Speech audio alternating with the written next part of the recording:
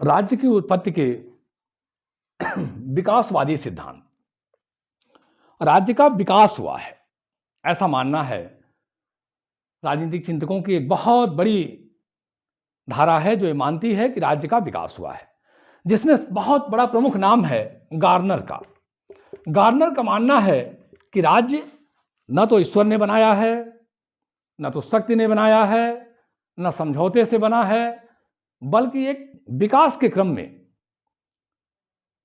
यह हमारे सामने आया है। इसका विकास हुआ है, धीरे धीरे धीरे धीरे विकास हुआ है। जैसे पेड़ पौधों का विकास होता है, बहुत छोटा सा पौधा बड़ा होते होते होते होते एक विशाल पेड़ हो जाता है, उसी तरीके से राज्य का भी विकास हुआ है। और राज्य के विकास में बहुत सारे तत्वों ने काम किया है। राज्य का विकास हुआ है और इन विकास के तत्वों में बहुत सारे तत्व रहे हैं और पहला है रक्त संबंध। रक्त संबंध, रक्त एक आंग्ल कहावत है कि खून पानी से गाढ़ा होता है, और हम सभी के बीच एक और कहावत है कि ब्लड अट्रैक्ट टू ब्लड, खून खून को खींचता है। एक माता पिता के संतान रक्त को लेके एक दूसरे के प्रति आकृष्ट होते हैं, खिंचाव में होते हैं, जुड़े हुए होते हैं। उनके अंदर एक जोड़ होता है कि हमारे खून के हैं, हमारे रक्त के हैं, हम एक ही माता पिता की संतान हैं। ऐसे लोगों में एक माता पिता की संतान कुछ संख्या में इकट्ठा होती गई, उनका परिवार बड़ा होता गया और राज्य बन गया कि भाई हम एक कुल के हैं। इस एक कुल के लोग इकट्ठा होकर एक राज्य का रूप ले लिए, बड़े रूप ले लिए। फिर कहीं दूसरे स्थान पे एक माता पिता की संतान है, एक परिवार के रूप में, फिर बड़े रूप में, ऐसे करते करते वहां एक राज्य बन गया। यानी रक्त के नाते राज्य बना, रक्त संबंधों के नाते राज्य बना। वो इकट्ठा हुए, व्यक्ति से परिवार बना, परिवार से एक बड़ा सामाजिक संगठन बना, समुदाय बना और राज्य बन गया। इस विचारधारा का यह मानना है कि रक्त संबंध से राज्य बना। दूसरा, शक्ति से राज्य बना, शक्ति ने राज्य बनाया है। राज्य शक्ति से उत्पन्न है, शक्ति के नाते राज्य बना। वॉल्टेयर ने कहा था कि प्रथम राजा एक शक्तिशाली योद्धा था, शक्ति से राज्य बना।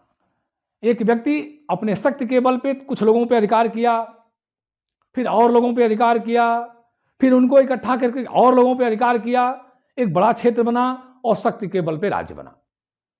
शक्ति के बल पे राज्य बना है, इसका मैंने एक विस्तार से वीडियो बनाया है, आप देख सकते हैं। यहां मैं संक्षेप चर्चा करूंगा कि शक्ति से राज्य बना। तीसरा धर्म। धर्म का तात्पर्य यहां पूजा उपासना से है।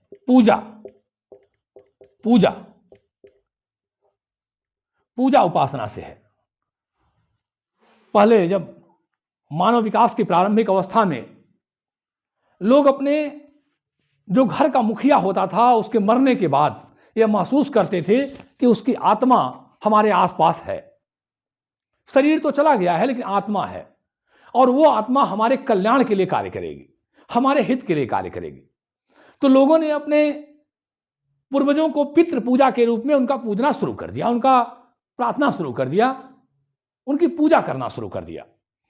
और इस तरह के जितने लोग उस पूर्वज की पूजा करना शुरू कर दिए, वो एक साथ इकट्ठा होते गए और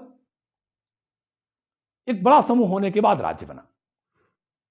दूसरी बात कि बहुत सारी प्रकृति की ऐसी चीजें थीं जो उस समय मनुष्य के समझ से बाहर थी। बिजली कड़की, तेज हवा चली, बारिश आया, तेज बारिश हुई, तो लोगों ने समझा कि कोई बहुत बड़ी दैवी शक्ति है, कोई बहुत बड़ी शक्ति है, और उन्होंने एक प्रतीक बना दिया और उसकी पूजा अर्चना शुरू कर दिया। उसी में से कुछ लोग जो ये बताने में सफल रहे कि हम तांत्रिक के रूप में कि हमारी इन प्राकृतिक शक्तियों पे नियंत्रण है, हम इन्हें कंट्रोल कर सकते हैं, नियंत्रित कर सकते हैं, वह भी कई बार राजा के रूप में स्थापित हो गए कि हम इन प्राकृतिक शक्तियों को नियंत्रित कर सकते हैं, वो भी राजा के रूप में स्थापित हो गए। तीसरी बात कि लोगों ने, किसी ने चंद्रमा को पूजना शुरू कर दिया, किसी ने सूर्य को पूजना शुरू कर दिया, किसी ने किसी और प्रतीक को पूजना शुरू कर दिया, किसी ने किसी और पशु के आकार को, किसी ने पेड़ पौधे के आकार को, अलग अलग आकारों में उपासना पूजा शुरू कर दिया। और जो जिस आकार में उपासना और पूजा शुरू किया, उसके साथ जितने लोग जुड़ते गए, उन लोगों ने मिलकर राज्य का निर्माण किया, एक बड़ा संगठन बन गया और वही संगठन राज्य बन गया। तो पूजा पद्धतियों के माध्यम से, उपासना के माध्यम से भी राज्य बना। अगला एक और कारण रहा, और वो रहा मनुष्य की स्वाभाविक सामाजिक प्रवृत्तियां। मनुष्य की स्वाभाविक सामाजिक प्रवृत्तियां। मनुष्य स्वभावतः एक सामाजिक प्राणी है। अरस्तु ने कहा कि मनुष्य एक सामाजिक प्राणी है और वो चाहता है समाज के साथ रहना। समाज क्या है? संबंधों की व्यवस्था है। तो मनुष्य अपनी परिवार की सुरक्षा के लिए, अपनी मानसिक संतुष्टि के लिए, अपनी संपदा की सुरक्षा के लिए, अपनी रक्षा सुरक्षा के लिए वो अपने समाज के दायरे को बढ़ाने लगा, धीरे धीरे बढ़ाने लगा। और जब ये दायरा बड़ा हुआ तो उसे लगा कि उसकी रक्षा सुरक्षा के लिए हमें एक साथ संगठित रहना है, एक साथ मिलकर रहना है, अपने बीच नियमों कानूनों को मानना है, अपने बीच सुरक्षा की भावना और अपने सुखी और संतुष्ट जीवन के लिए हमें बहुत सारी उन चीज़ों को शामिल कर लेना है जो हमारी रक्षा सुरक्षा कर सकें। और ये भावना मनुष्य को राज्य के रूप में परिवर्तित की। मनुष्य स्वभावतः एक दूसरे के साथ रहना चाहता है, एक सामाजिक प्राणी है। और यह समाज का जब उसका दायरा बढ़ा, उसका आकार बढ़ा, तो उसने अपने संपत्ति की, अपने परिवार की, अपने जानमाल की सुरक्षा के लिए नियम कानून व्यवस्था इत्यादि बनाए। उसी में से वो उन चीजों को बनाया जिससे उसकी रक्षा सुरक्षा मजबूत हो सकती हो, और धीरे धीरे वो बड़ा स्वरूप लेकर के राज्य का निर्माण किया।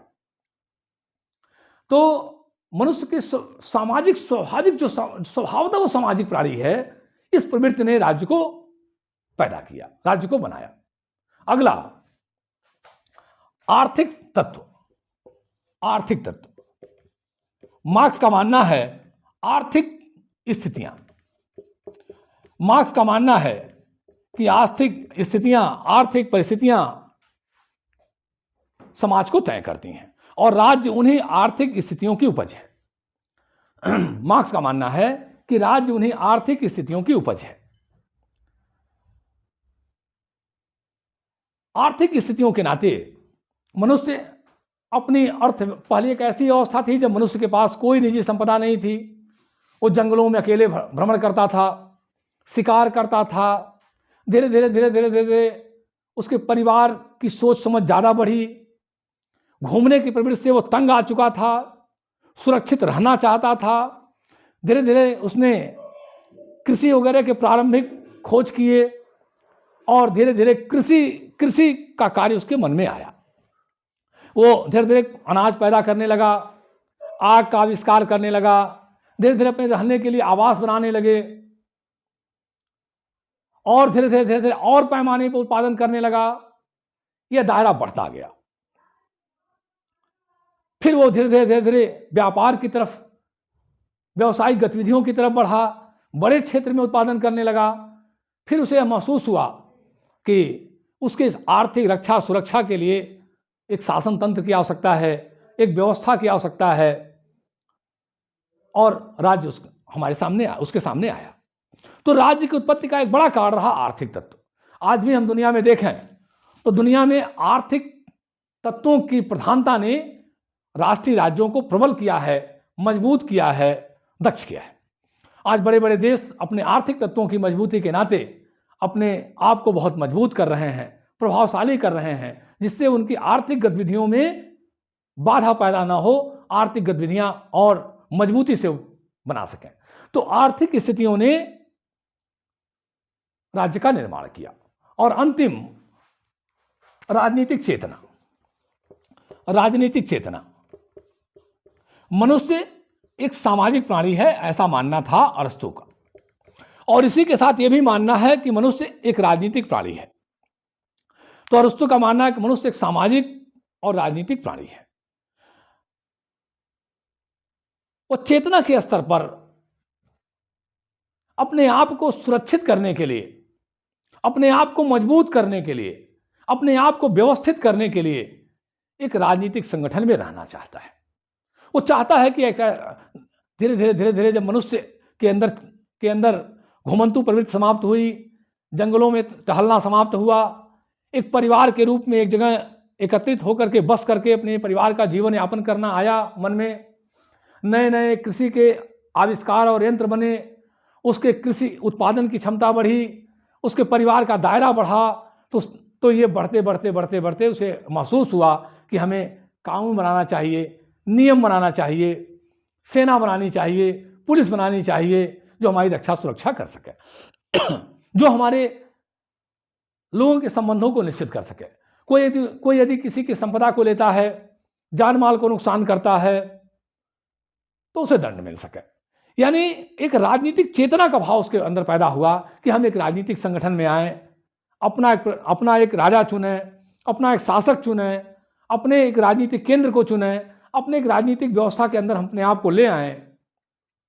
और इस राजनीतिक चेतना ने कि हमें एक राजनीतिक इकाई के रूप में, एक राजनीतिक संगठन के रूप में एकत्रित होना चाहिए, राज्य की उत्पत्ति किया। तो राजनीतिक चेतना से राज्य की उत्पत्ति हुई। ये बहुत सारी विचारधाराएं रहीं कि राज्य, विकासवादी सिद्धांत का कि राज्य रक्त संबंधों के नाते आया, राज्य धर्म उपासना के नाते आया, राज्य मनुष्य की स्वाभाविक सामाजिक प्रवृत्तियों के नाते आया, शक्ति के नाते आया, राजनीतिक चेतना के नाते आया, आर्थिक गतिविधियों के नाते आया। यह सब बहुत सारे तत्व रहे जिसने बताया कि राज्य की उत्पत्ति, विकास हुआ है, धीरे धीरे समय के साथ उसकी यात्रा तय हुई है। और जितनी भी राज्य की उत्पत्ति के सिद्धांत हैं, उन सब में सबसे ज़्यादा लोकप्रिय और सबसे ज़्यादा माने जाने वाला सिद्धांत है कि राज्य की उत्पत्ति विकासवादी सिद्धांत से हुई है, राज्य का विकास हुआ है। जय हिंद, जय भारत।